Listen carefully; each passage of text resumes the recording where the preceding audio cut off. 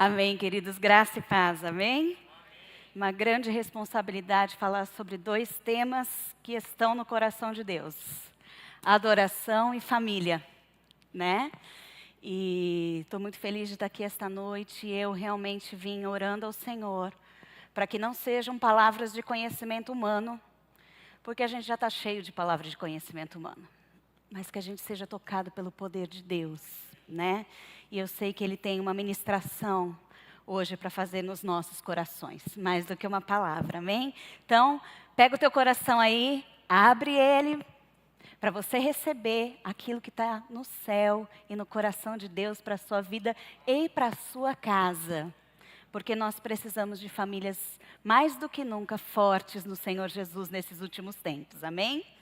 E eu queria que a gente começasse, vamos ver se está certinho, que nós começássemos por um texto que, sempre que fala de adoração, vai ter que passar por esse texto ou vai ter que falar dele, né? Porque é o próprio Jesus ensinando algo muito profundo e muito lindo a respeito da adoração. É o texto que está em João 4, nós vamos ler de 21 até o 24.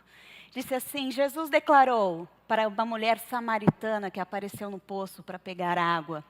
Disse, creia em mim, mulher, está próxima a hora em que vocês não adorarão o Pai, nem neste monte, nem em Jerusalém.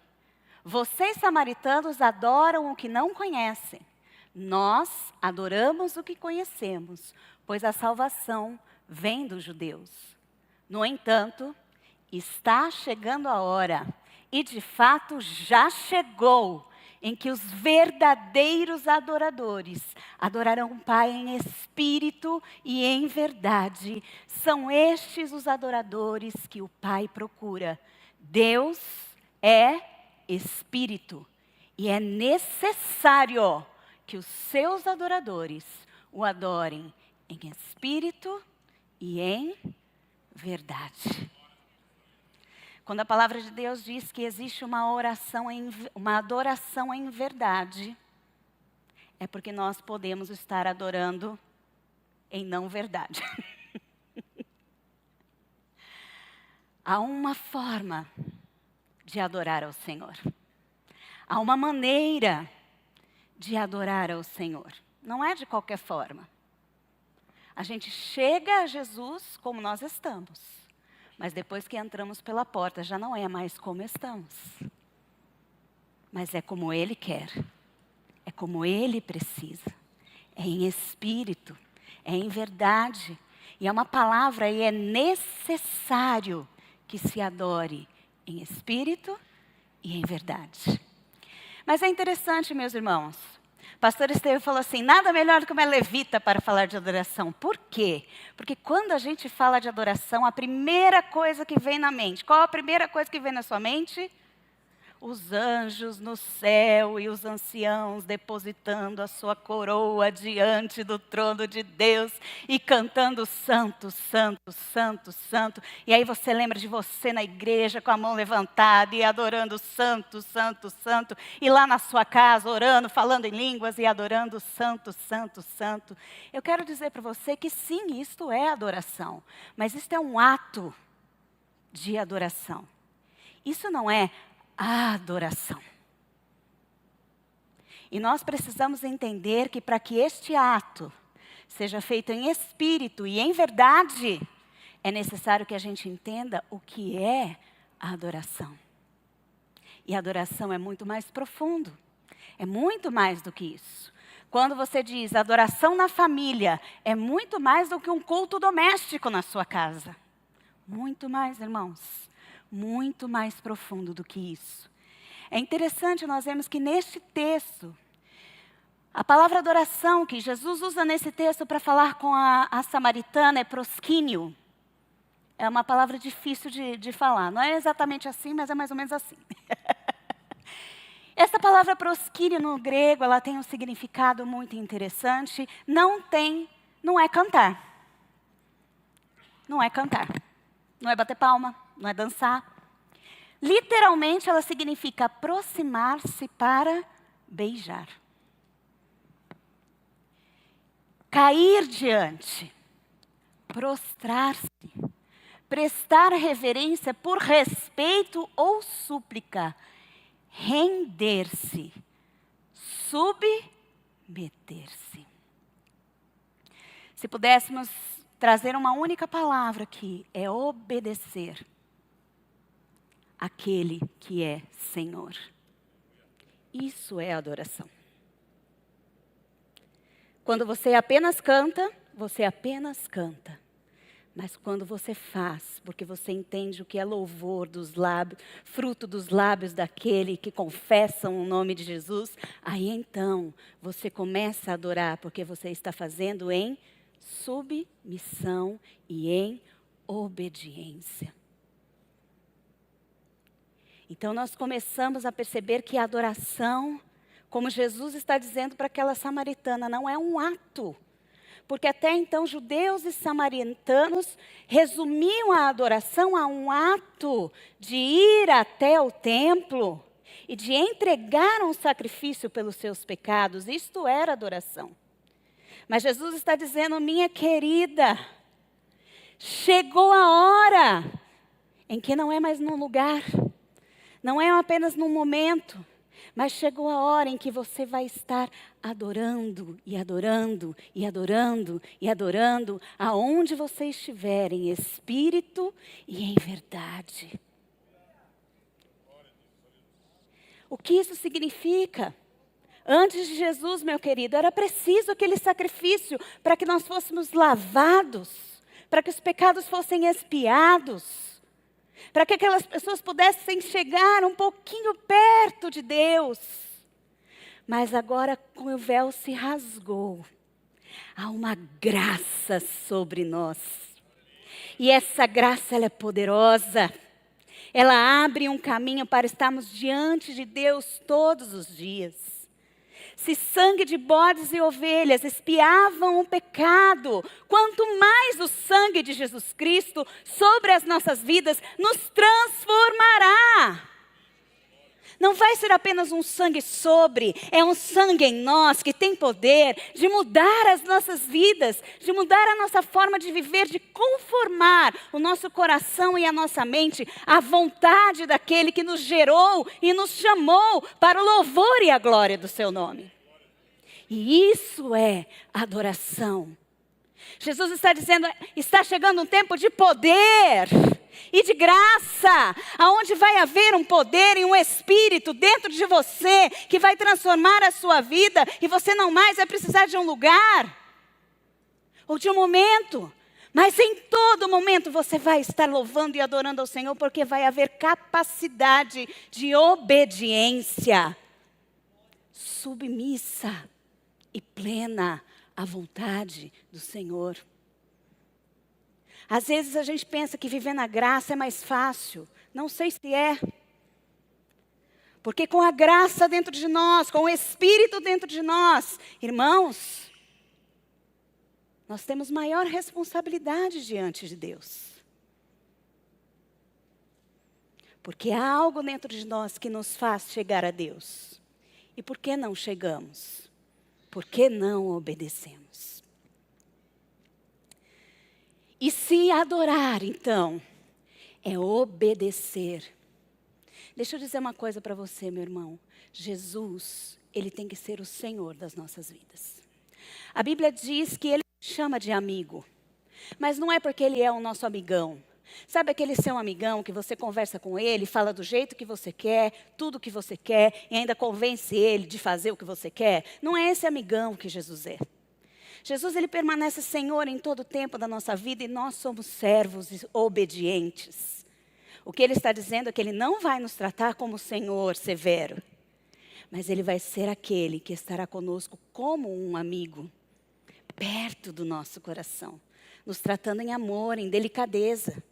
Mas nós, queridos, ele não deixa de ser o nosso Senhor. Não tem essa coisa de o cara lá de cima, essa falta de respeito. Não, queridos, ele continua sendo o Senhor. E se você quer ser um adorador, você está submisso a ele. Você não está no mesmo nível que ele. Eu também não estou. E se o temor do Senhor sair do nosso coração, nesta relação, queridos, estamos perdidos. Estamos adorando em mentira e na carne. Então é muito sério. Adoração é esta obediência servil. Esta obediência rendida. É essa obediência onde a minha vontade agora deixa de ser o que prevalece, e agora prevalece a vontade de Jesus, ainda que ela pareça dura demais, difícil demais, distante demais. E se estamos falando em obediência, então é importante nós entendermos qual é a vontade de Deus para nós. E existe uma vontade de Deus para mim e para você que é indiferente, é para mim, é para você, é para todos. E ela está aqui, ó. Jesus resumiu a vontade de Deus neste grande mandamento. Ame ao Senhor teu Deus de todo o seu coração, de toda a sua alma, de todo o seu entendimento. Sabe qual é a primeira vontade de Deus para nós? Que a gente ame a Ele e o coloque em primeiro lugar. Não ame de qualquer jeito, é de todo o coração, não é de meio coração, não é de 90%, é de todo o coração, de toda a alma, de todo o entendimento, com toda a força que há em nós. É um amor onde a gente se aplica nesse amor, não é um amor passivo. É um amor onde a gente tem que se aplicar, onde a gente tem que colocar energia, tem que colocar força, tem que colocar ação. Este é o primeiro e o maior mandamento. Mas há outro. Ame ao seu próximo, como a si mesmo. Como estão os seus relacionamentos? Como estão os seus relacionamentos? Seja ele qual for. Sabe, queridos, este mandamento, ele é relacional.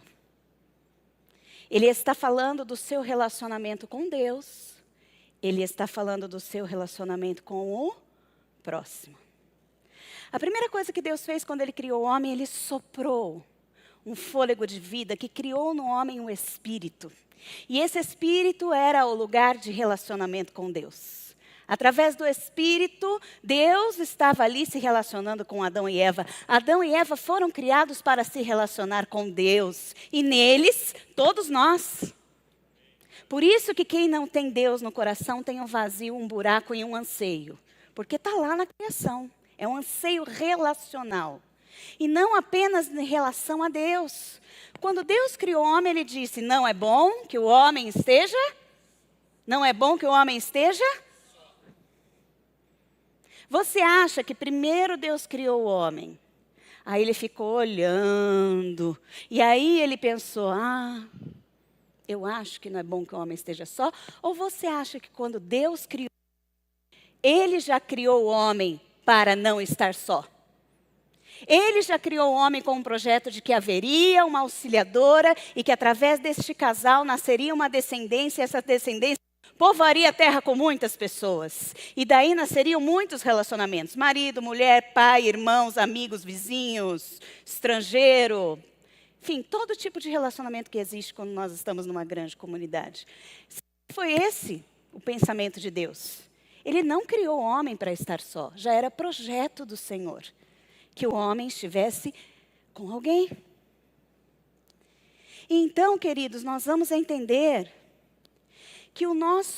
que além desses versículos nos trazerem o entendimento de que somos criados para relacionamentos, ele vai trazer o entendimento de que um está intimamente ligado ao outro. Não tem como amar a Deus sem amar o próximo.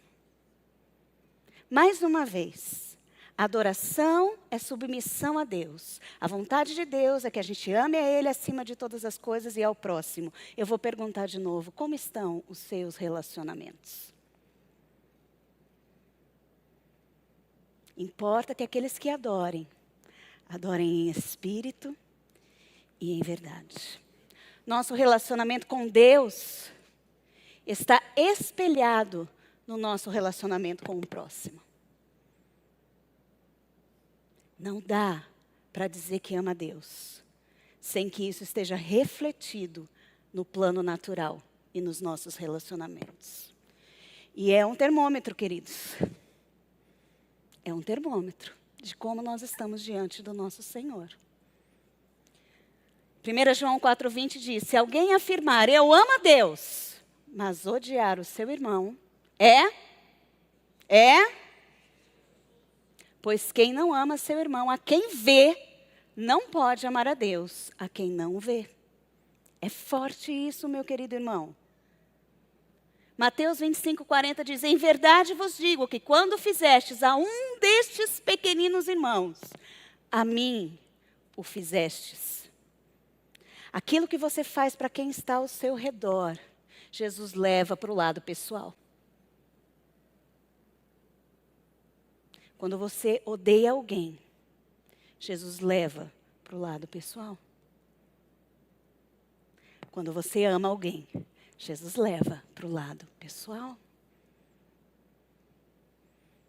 O nosso relacionamento é a prova daquele relacionamento. Os irmãos entendem isso? Como isso é forte, como isso é importante. Queridos, a Bíblia, ela é tão enfática de que fomos criados para relacionamento, que a Bíblia tem regras, assim, tem mandamentos para todos os tipos de relacionamento. Quer ver? Eu vou falar aqui, você vai lembrar.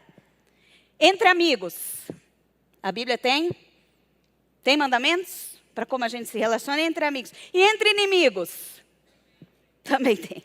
Entre justo e ímpio, tem? Entre vizinhos. Entre um nacional e um estrangeiro. Entre patrão e empregado. Entre vendedor e consumidor. Entre pobre e rico. Entre cidadão e autoridade. Viu? A Bíblia nos ensina como agir e reagir em todos esses tipos de relacionamento. Todos eles são importantes para Deus, porque todos eles refletem o nosso relacionamento com o próprio Deus. Mas eu quero dizer para vocês, queridos, que existem dois muito especiais. Eles são diferenciados. São diferenciados aos olhos de Deus. E se são diferenciados aos olhos de Deus, eles são diferenciados no reino do Espírito. O relacionamento entre irmãos, como corpo de Cristo, e o relacionamento do casamento. São os dois relacionamentos onde Deus, quando Ele olha essa figura da igreja, Ele não vê um monte de pessoinhas. Ele vê um corpo. Você entende? Ele vê uma unidade. Por isso não sou eu a igreja. A igreja está aqui. Nós somos corpo. Ele só movimenta se tiver unidade. Eu sou filha. Mas igreja, corpo, é unidade. É relacionamento. Você entende por que o diabo trabalha tão ferozmente para nos separar? Você entende por que o diabo coloca tantas facções, tantos pensamentos, tantas coisas no meio da igreja do Senhor Jesus Cristo? Querido, você entende por que tem tantas placas nas igrejas? Denominações, eu vou dizer para você, isso é do inferno. Porque não é assim que Deus nos vê. Deus vê uma unidade. Deus vê um corpo. Mas hoje nós não vamos falar de igreja. Hoje nós vamos falar sobre marido e mulher. Porque está aí outro relacionamento que ele não vê. Ele não vê Marcelo e Cris. Ele vê uma só carne. Quando Deus olha para a minha família, eu e o meu marido somos...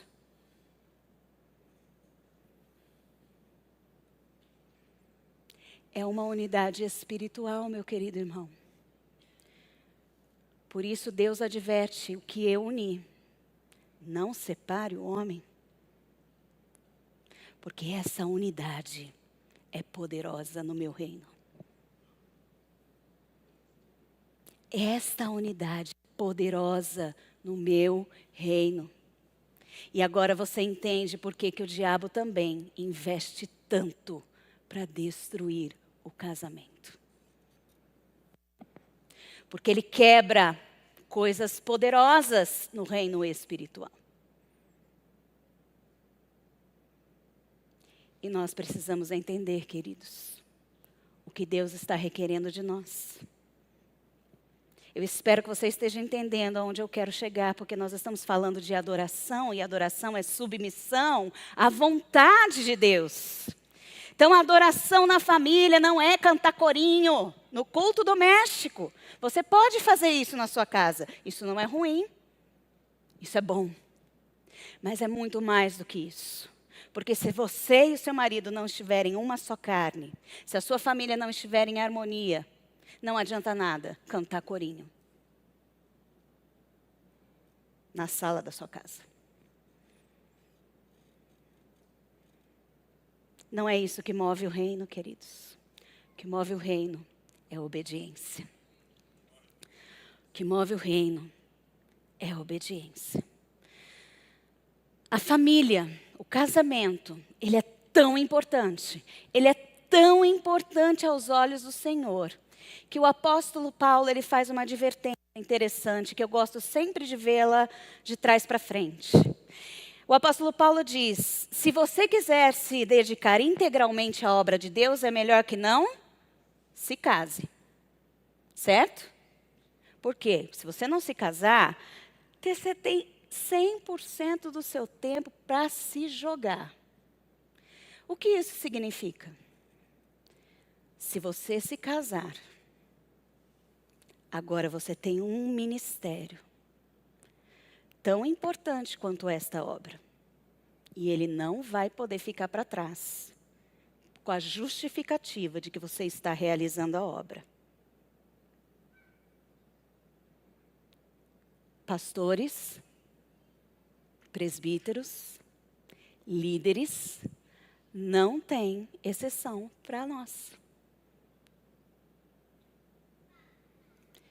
Se você quiser se dedicar 100%, solteirinho, querida. Solteirinho. Mas você casou por vários motivos, que até Paulo diz, não vai ficar aí, né? Viver abrasado, case. A partir deste momento, meu querido irmão, você está movendo algo no reino espiritual. E você precisa atentar para isso. Porque família, queridos, não é uma coisa que a gente forma e sai andando automático. Família é algo que requer intencionalidade para se construir. O relacionamento marido e mulher é intencional. Sabe o que acontece no relacionamento marido e mulher? A gente começa namorados. E a gente termina amiguinho. Apaga até o carinho, o amor, a corte. O relacionamento sexual fica sem graça.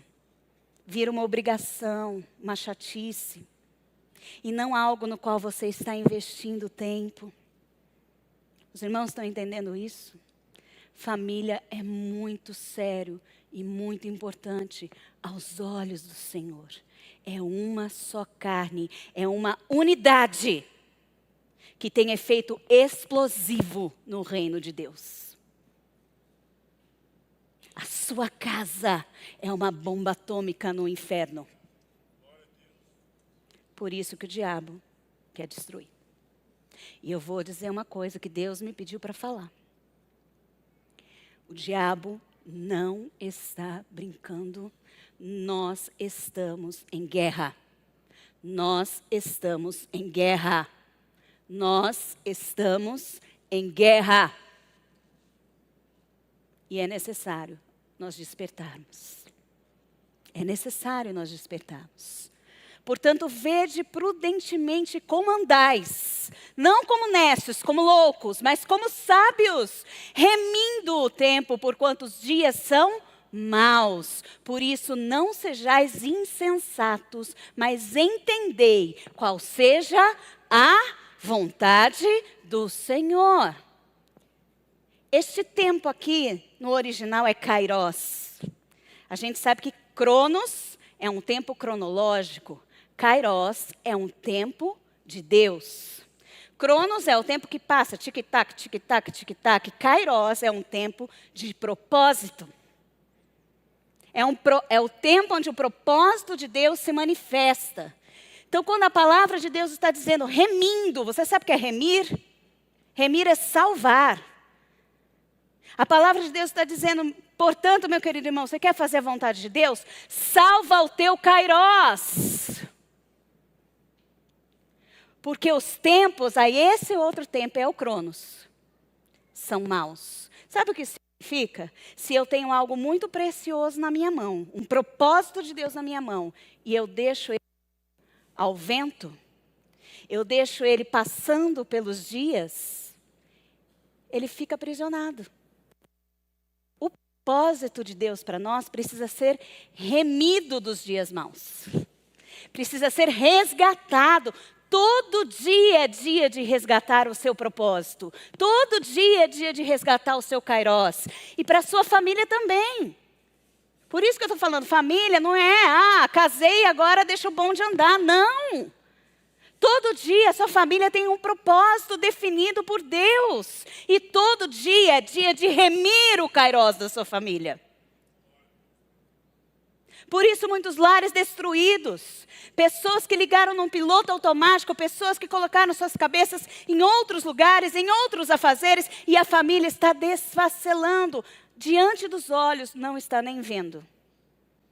Quando se atenta, já é tarde demais. Por quê? Porque nós temos algo a fazer. Remir o nosso kairos todos os dias. Salve o seu propósito dos dias maus. Não deixe ele se perder. Não cai no piloto automático.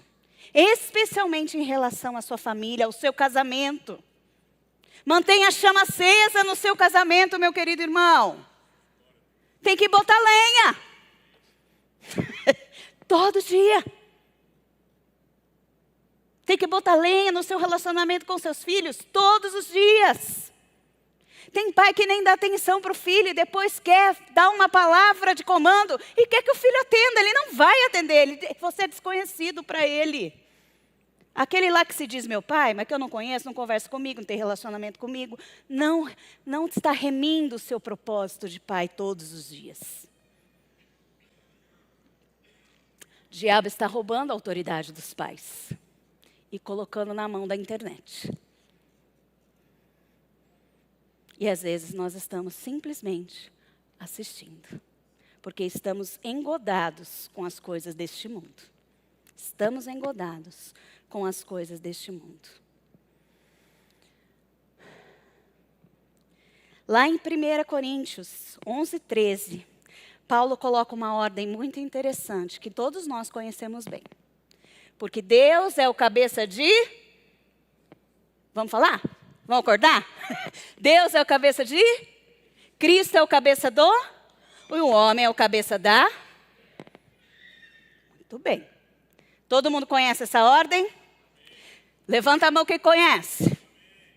Eu só não vou pedir para levantar a mão quem aceita essa ordem. Especialmente nós mulheres, né? Estamos ali no rabichinho lá.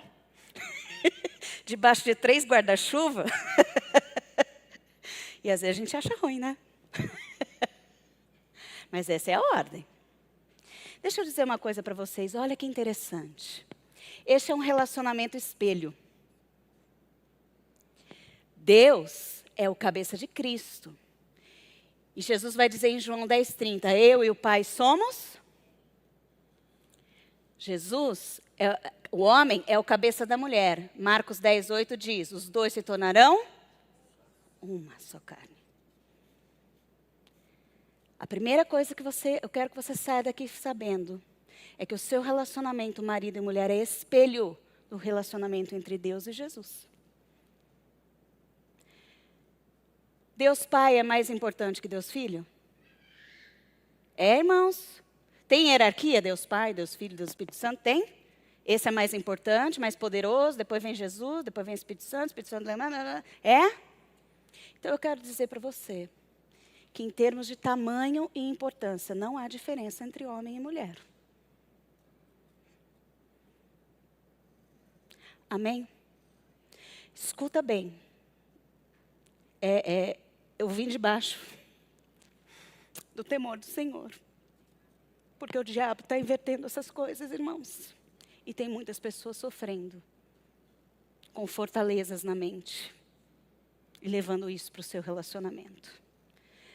É um relacionamento espelho. Deus e Cristo, homem e mulher. Por que Cristo está debaixo de Deus aqui? Se Ele é Deus também. Porque aqui Ele está como Cristo encarnado. Entende? Como Cristo é encarnado, Ele andou na terra em submissão à vontade de Deus. Por isso que Ele está debaixo. Ele não deixou de ser menos importante. Mas agora Ele tinha um papel específico a cumprir. E esse papel tinha que ser cumprido debaixo do governo de Deus. E da vontade de Deus. Alô, mulheres? Por que é difícil para a gente entender isso? Porque muitas vezes o que não se sabe, o que se esquece, é que este homem aqui, que é o cabeça desta mulher, tem um cabeça. Amém? Eu sempre disse para as jovens, quando a gente era líder dos jovens, e elas arrumavam uns namoradinhos fora da igreja, eu falei, querido, você está arrumando um marido descabeçado. Literalmente. Você que é jovem, que está aqui e está querendo casar, presta atenção se seu marido tem cabeça ou é descabeçado, é mula sem cabeça. Tem muita jovem que casou com mula sem cabeça, no começo deu tudo certo, mas depois, fatidicamente, dá errado. Este homem tem um cabeça. Este relacionamento espelho significa que há uma autoridade dada por Cristo ao homem. E essa autoridade não é ilimitada, ela é limitada. O homem exerce o governo debaixo dos limites estabelecidos por quem, meu querido? Então, quando nós mulheres nos submetemos a um homem de Deus, aleluia, nós estamos submetendo a alguém que na verdade está submisso à vontade de Deus.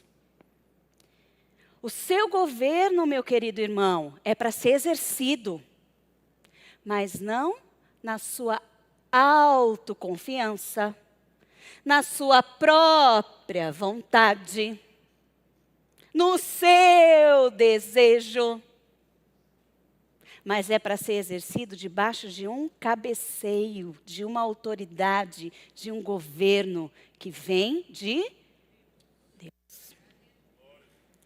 Quando Deus criou o homem e a mulher em Gênesis, Ele estabeleceu um propósito para eles. E olha que interessante. Criou Deus o homem, só o homem? Não, ele esclarece aqui. A imagem de Deus o criou, macho e mulheres, nós somos a semelhança de Deus, amém? Mexeu com nós, mexeu com o Pai. Mesmo que eu seja casada. E Deus os abençoou, amém? Não abençoou o homem para o homem abençoar a mulher. Deus os abençoou. E lhes, está no plural? Disse, sede fecundos, multiplicai, enchei a terra, sujeitai-a, dominai sobre os peixes, sobre as aves, sobre todo o animal que rasteja pela terra. O propósito é para uma só carne. Então, meu irmão e minha irmã, o propósito é para você e para o seu cônjuge. É para o homem, é para a mulher. Quando Deus vinha na viração do dia conversar, ele conversava só com Adão? Falava para a mulher, quietinha, você não fala aqui. É assim? Então significa que ainda que estejamos debaixo do governo de nossos maridos, nós temos um relacionamento pessoal com o nosso pai. E nós somos menina dos olhos do Senhor. Mas eu quero dizer para vocês, minhas irmãs, que o seu marido também é menina dos olhos do Senhor. Você consegue entender? Os dois têm a mesma importância aos olhos de Deus. O mesmo valor. Só que eles estão estabelecidos em uma hierarquia. Para quê? Para que esse propósito aconteça. E não se perca. Porque duas cabeças, reino dividido, não prospera. E muitas vezes nas nossas vidas é preciso uma última palavra. Nem sempre nós estamos harmoniosos entre nós, amém? Nem sempre, irmãos. Vai ter hora que vai ter que ter uma última palavra. E a última palavra é do homem. E não é sim, senhora. E não é sim, senhora. Eu sei que tem essa brincadeira, mas não é. Meu querido irmão, eu queria saber se você está conseguindo entender a sua responsabilidade. Porque essa última palavra não é a sua vontade. É a de Deus. Você está entendendo? A última palavra é a vontade daquele que tem a sua mulher e seus filhos como meninos dos olhos dele. A sua última palavra é uma palavra de amor.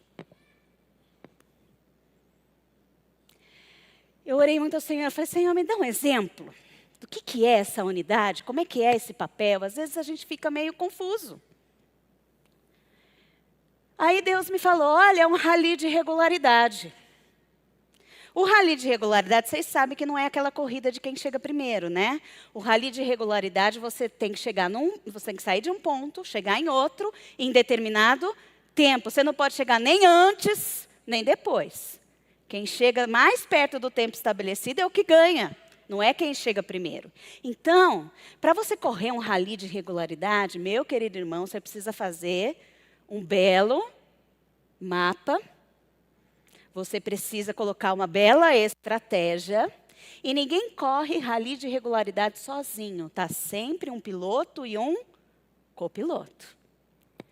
Então ali, meu filho, seu carro ali lameado, passando na lama desse mundo, é tua família. Tua família está nesse rally de regularidade. Deus deu um propósito para você, um objetivo, um lugar para você chegar com a tua família. E agora você botou todo mundo dentro do carro. Certo? Você, homem, está onde? Onde você está, homem? Ô, forte, vocês estão aonde? Raul, onde vocês estão? Estão na direção. E a esposa está onde? De copiloto. E num rally de regularidade, meu querido, se o copiloto for ruim, o piloto dançou. Porque quem é que começa, aí, dentro da estratégia traçada, quem que começa a ter o feeling? Começou a chover, vamos ter que mudar de rota. Essa aqui a gente não vai conseguir passar, vamos ter que mudar para cá, vamos ter que mudar para cá. O vento, não sei o quê. Teve um acidente não sei aonde, não sei o quê. Mudou isso aqui, não é mais assim. Teve um acidente da natureza, papapá. Quem que vai traçando, está ali com o mapa, vai traçando e vai falando para o piloto. Quem que é? Copiloto. Ele que fala todas as coisas. Mas quem é que toma a última? Quem que está com o timing de pegar a direção e pá! Na hora certa. Para não capotar, para não derrapar, para não sair fora. É o homem. Vocês percebem que os dois estão na direção? Os dois estão com a responsabilidade de chegar a algum lugar? Mas o papel da mulher, apesar de auxiliar, como é o copiloto, ele é imprescindível para este piloto. Se essa voz não estiver aqui, auxiliando, ele não vai conseguir tomar a decisão correta. E muitas vezes vai perder, ou vai se perder. O copiloto tem que ter o mesmo preparo do piloto. Mesmo preparo físico, porque está sujeito às mesmas intempéries e às mesmas coisas. E por vezes, o copiloto assume o lugar do piloto. Há situações que isto às vezes acontece. Às vezes você está com a sua família, Jesus leva teu piloto, querido. E aí? Você tem que assumir. Nessas situações. Mas enquanto o piloto estiver lá, é ele que dá a última acelerada, a última freada, vira a direção para o lugar correto. É um rally de regularidade. Agora eu vou dizer, se vocês forem joias nisso, chega o copiloto e os passageiros que são seus filhos. Vai todo mundo chegar. Seus filhos estão atrás. E eles vão chegar junto com vocês, se chegar tudo bem. Também se sofrer um acidente, machuca todo mundo. Vocês conseguem compreender? Eu achei muito interessante que eu estava procurando algumas coisas e depois que Deus tinha me dado esse exemplo, eu vi um texto do pastor Luciano Subirá que ele falava a mesma coisa. Querido, é como num avião. Você, falando para os homens, é o piloto. E a sua mulher não é a comissária de bordo. Ela é a copiloto. E eu espero que o Espírito Santo esteja falando com você. Amém? Alguns ensinamentos bíblicos para os pilotos aí, para os maridos. Primeira coisa, você é governo. Se você não governar, eu sinto lhe informar, sua mulher vai governar. Porque é da mulher ocupar todo espaço vazio que fica. É da mulher. Se a sua esposa pede para você lavar a louça, você não lava na hora. Se você chega lá 1 hora depois, o que aconteceu? A louça está lavada. Quem lavou foi a esposa. Não tem jeito. É nosso. Se tiver vazio ali, precisando, nós vamos ocupar. Por isso, mulheres extremamente cansadas hoje. As mulheres não estão exercendo, algumas estão exercendo o governo pela influência de um pensamento chamado feminismo, que é do inferno. Amém? É do inferno.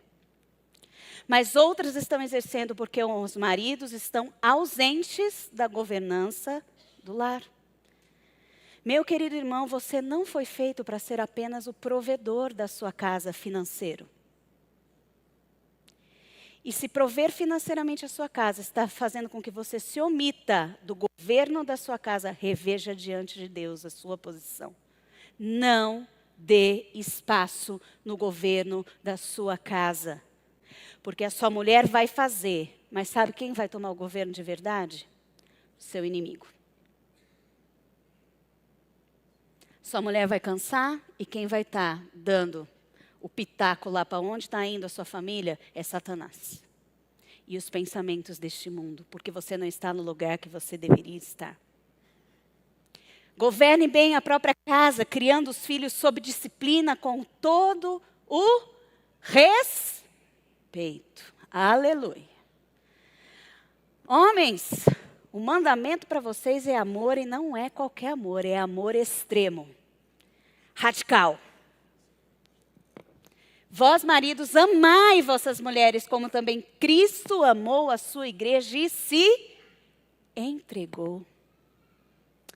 E essa entrega de Cristo não foi uma entrega arrogante, não foi uma entrega autoritária, foi uma entrega de serviço. Então, meu querido marido, sinto, lamento e choro lhe informar que você também foi chamado ao serviço. Mas esvaziou-se a si mesmo, tomando a forma de servo. Foi assim que Cristo se entregou pela igreja. Na forma de servo. Honra. Maridos, sejam sábios no convívio com as suas mulheres e tratem-nas como parte mais frágil e como co-herdeiras do dom da graça da vida. É um governo espelho. O seu governo sobre a sua casa é tal e qual o governo de Jesus sobre a igreja é um governo de entrega. Como que nós vamos a Cristo, queridos? Nós vamos laçado? Com a arma na cabeça? Como você se entregou a Cristo? Alguém botou a arma na tua cabeça e falou, entrega a Jesus agora, então, babau? Como que você lembra o dia que você entregou a Cristo? Você estava constrangido pelo amor de Jesus. É esta submissão que nós temos a homens de Deus. Se eu sei que o meu marido é assim, eu vou me submeter a ele com alegria. Mulheres, vocês foram chamadas para ser auxílio. Auxílio significa ézer no original. Falei uma auxiliadora, uma ézer que seja idônea. Essa auxiliadora não é a empregada da casa. Essa auxiliadora é papel do Espírito Santo, é auxílio, é socorro, é o copiloto. Vocês entendem isso? Uma mulher que não exerce auxílio neste nível também não está exercendo o seu papel dentro de casa.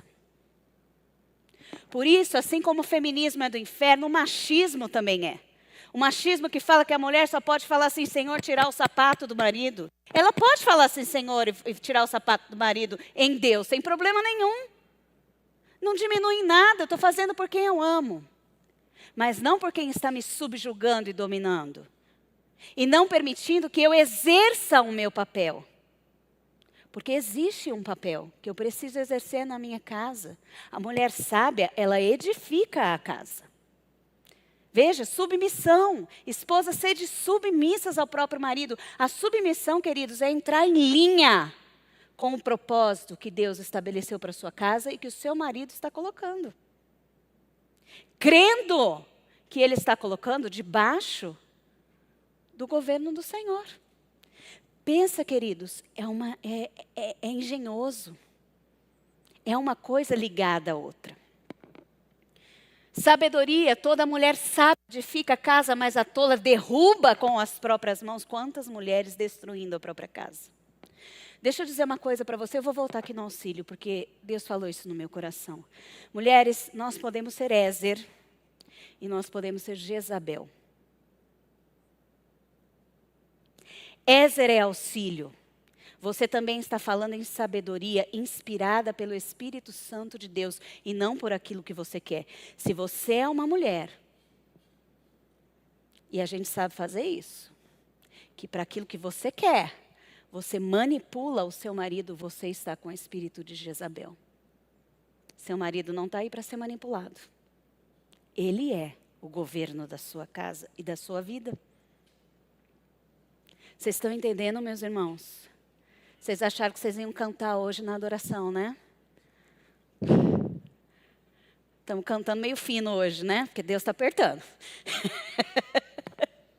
Fidelidade. O coração do seu marido confia nela e não haverá falta de ganho. Seu marido confia em você? Não estou falando de fidelidade conjugal assim, sexual, não. Eu estou falando do marido confiar que você é uma mulher sábia de verdade e não aquela rixosa, chata pra caramba. Aquela que o homem botou meio dedo da porta, já está reclamando, já está falando, já está cobrando.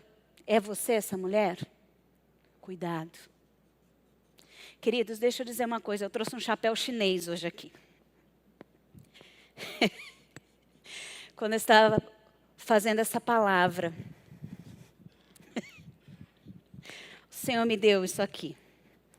É igual aquele chapéuzinho que a gente viu lá atrás. Deus é o cabeça de... Que é o cabeça do... Que é o cabeça da...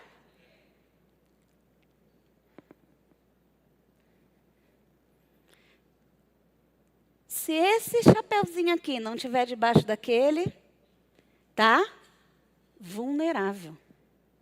Você não saiu só debaixo dele, você saiu debaixo de tudo. Amém? Presta atenção, homens. Só que se esse chapéuzinho sai de baixo, ele leva mais gente ainda. Sabe, meu querido irmão, vamos ver se eu consigo cortar. Está totalmente vulnerável a sua família. Você entende? Há um único lugar de adoração na família. Um único. Não é na direita, não é na esquerda, não é pertinho, não é longe. É no centro da vontade do Senhor.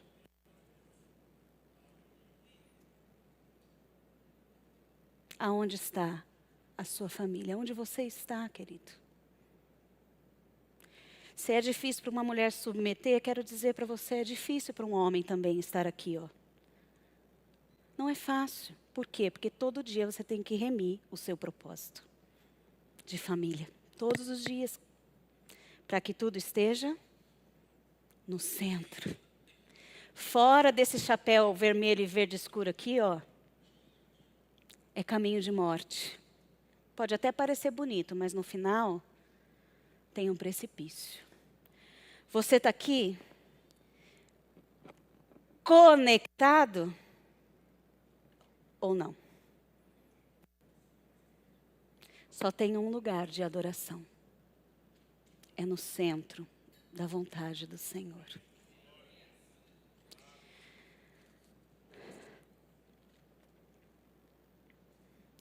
Sabemos que todo aquele que é nascido de Deus não vive em pecado. Porque quem é nascido de Deus guarda a si mesmo debaixo daquele chapeuzinho. E se você se guardar a si mesmo, o maligno não pode tocar. Eu fiz questão de escrever bem grande. Porque se você estiver no centro com a sua família, quero dizer para você que o diabo vai ficar ao redor, vai cansar de andar, vai gastar o sapato, mas ele não vai te tocar. Você e a sua casa serão um jardim regado, cuidado pelo Espírito de Deus. Haverá vida ali. E agora eu queria que a gente fizesse uma ministração juntos, porque foi isso que Deus me pediu para terminar fazendo isso. A palavra de Deus diz: usamos as armas poderosas de Deus e não as armas do mundo para derrubar as fortalezas do raciocínio humano e acabar com os falsos argumentos. Destruímos todas as opiniões arrogantes que impedem as pessoas de conhecer a Deus. Levamos cativo todo pensamento rebelde e o ensinamos a obedecer a Cristo. Deixa eu dizer uma coisa para vocês que Deus me falou.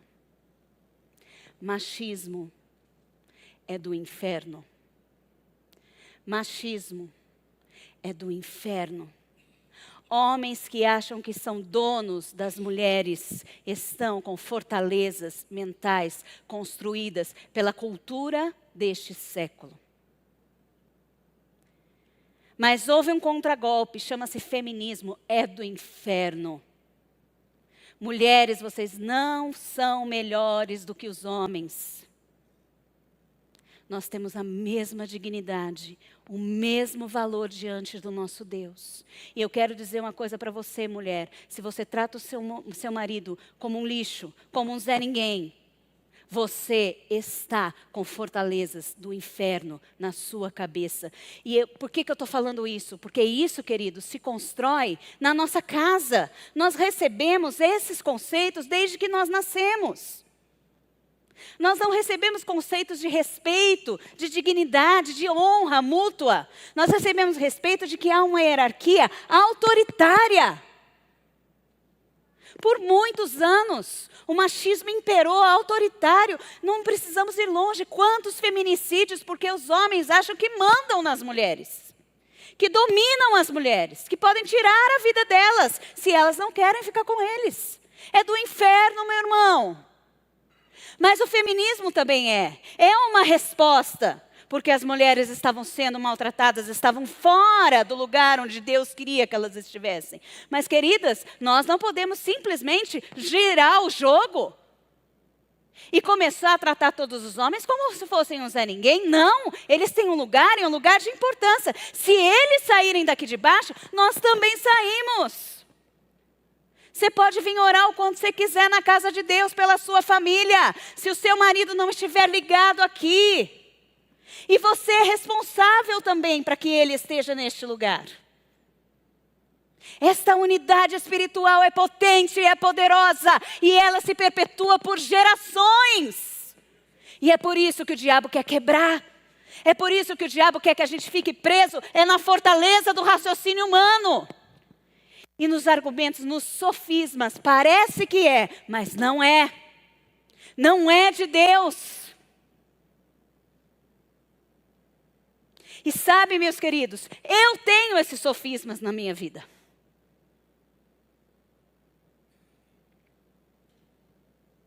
E você também tem. Porque nós estamos neste mundo. E ele está. E isso vem como educação, como hábito. Aprendemos na nossa casa. Aprendemos de onde vimos. Aprendemos na faculdade. Aprendemos na palestra. Aprendemos na ONU. Então, gente, você sabia que a teoria do gênero começou lá na ONU? Essa aí de que ninguém sabe, pode escolher se é homem ou se é mulher? Lá na ONU começou. Não começou aqui. É do inferno, é de Satanás. E está dominando as nossas mentes. E nós precisamos, irmãos, que o nosso pensamento seja levado cativo. Cativo. Esta é a palavra forte. Cativo ao Senhor.